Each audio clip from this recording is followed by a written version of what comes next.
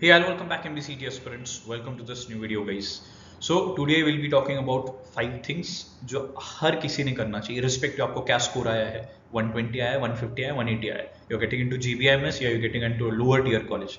अगर आप ये 5 चीजें नहीं करते, trust me guys, आप एकेडमिक्स में तो स्ट्रगल करोगे, आप प्लेसमेंट्स में भी स्ट्रगल करोगे. No one will tell you in detail about these 5 things. तो just give your 5 minutes to me. I'll tell you exactly what during our time helped us to crack a better placements, be better at academics. और students जिन्होंने ये 5 चीजें नहीं करके आए थे उनको क्या स्ट्रगल हुआ, ये सारी चीजें मैं डिटेल में बताएंगे. तो watch this video till the end. It will be actually very helpful for you when you enter into your MBA. तो अभी बात करते first point which is Excel. ठीक है, I am talking about very basic things जो हर एक MBA aspirant को आना ही चाहिए. फिर वो आपका आप फाइनेंस ले रहे हो, मार्केटिंग ले रहे हो, HR, whatever, respective of your specialization, respective of which college you are getting into. Excel में भी एग्जैक्टली क्या करना है, आगे भी और क्या टूल्स सीखने हैं देख लेते हैं. ठीक है, don't skip this thing, trust me guys, you will regret if you don't do this things. ठीक है, तो first is data gathering, cleaning process. Data कैसे फेच करते हैं, उसको क्लीन कैसे करते हैं, डुप्लीकेशन रिमूव कैसे करते हैं. एडवांस फार्मूलाज जो है बहुत इंपॉर्टेंट होते हैं, खास करके वी लुकअप, एच लुकअप, सम के जो फार्मूलाज होते हैं ये बहुत ज्यादा काम में आते हैं if you get into any of the good internship process, right. फिर पिवट्स आने चाहिए आपको. ठीक है, उसके थ्रू डेटा एनालाइज कैसे करते हैं, फिर नॉर्मल एनालिसिस के बाद उसका कम्युनिकेशन. सो इन शॉर्ट आपने चार्ट्स तो बना लिए, बट चार्ट्स क्या कम्युनिकेट कर रहे हैं, exactly what are trying to communicate, ये बहुत ज्यादा हेल्प करता है समर इंटर्नशिप में, राइट. या फिर आप केस स्टडी कॉम्पिटिशंस करोगे तो उसमें भी बहुत ज्यादा हेल्प करेगा.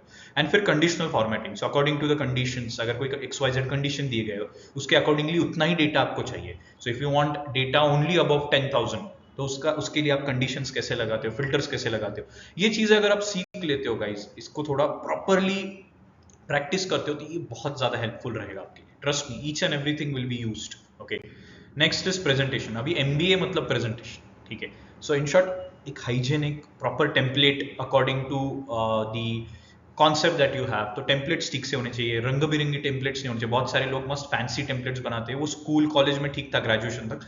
अभी it should be very simple plain templates, right. Minimum data. ठीक है, डेटा रिप्रेजेंटेशन का भी मेथड होता है. यू कांट डायरेक्टली एक्सेल के टेबल्स यहाँ पे कॉपी पेस्ट नहीं कर सकते, राइट. फिर वेक्टर क्लिप आर्ट्स फोटोज का यूज कैसे करते हैं, उसको अगर आपको रिसाइज करना होता है एग्जैक्टली रिसाइज कैसे किया जाता है, right. And then delivery. Presentation मतलब क्या होता है, in short just not deck बनाना नहीं होता है, उसको डिलीवरी देना भी होता है. सो आप डिलीवरी कैसे देते हो, आप अगर फॉर एग्जांपल सिर्फ 4 वर्ड्स आपने डाले तो उसके ऊपर आप 10 मिनट कैसे बात कर सकते हो, इसको हम बोलते हैं the proper corporate style delivery. ठीक है, तो ये कॉर्पोरेट स्टाइल प्रेजेंटेशंस आप सीख लो, it will really help you in your upcoming times. ठीक है, अभी आते हैं थर्ड चीज के ऊपर, which is studying basics of finance.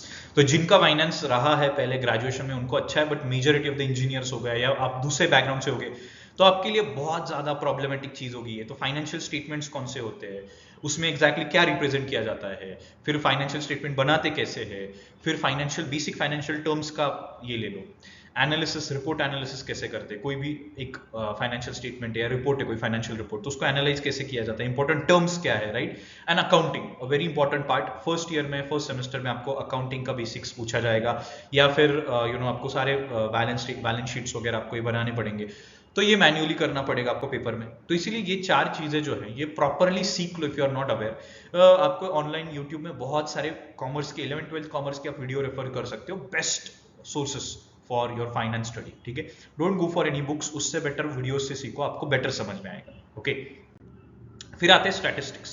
ये ऐसा सब्जेक्ट है जिसमें बहुत सारे स्टूडेंट बहुत ज्यादा स्ट्रगल करते हैं. Lot of student will get a back in this subject also. ठीक है, तो गाइज हमारे टाइम पे we had close to 40 to 50 students जब मैं जेवी में था. So 40 to 50 students who had back in this particular subject. Just imagine statistics, right.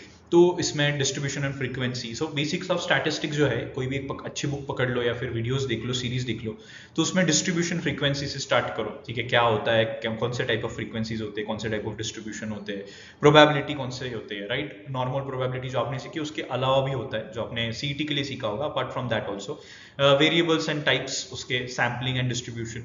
सो ये बहुत इंपॉर्टेंट पार्ट है फर्स्ट सेमेस्टर के लिए. तो ये चीजें अभी से कर लो ताकि उधर जाने के बाद आपको प्रॉब्लम नहीं आएगा. मैक्सिमम कॉलेज में जो टीचर्स होते हैं उनको खुद को पढ़ाना नहीं आता. I be very honest to you. ठीक है, तो वो खुद पढ़ा नहीं पाते हैं और इसकी वजह से स्टूडेंट स्ट्रगल करते हैं. तो मेरा सजेशन ये रहेगा, खुद से पढ़ के जाओ, 2 ढाई 3 महीने हैं, आराम से थोड़ा थोड़ा ऊपर ऊपर भी देख के गए तो आपको उधर जाने के बाद स्ट्रगल नहीं होगा, वरना आपको भी बैक लग सकता है, ठीक है। फिर आते हैं केस स्टडी के ऊपर। अभी केस स्टडी सॉल्विंग इतना इंपॉर्टेंट क्यों होता है? अगर आप कंसल्टिंग कंपनीज टारगेट कर रहे हो, जो सबसे हाईएस्ट पेइंग कंपनीज होती है कोई भी कैंपस में, तो उसमें ऑफकोर्स जो इंटरव्यूज होते हैं वो सारे केस स्टडी राउंड्स होते हैं।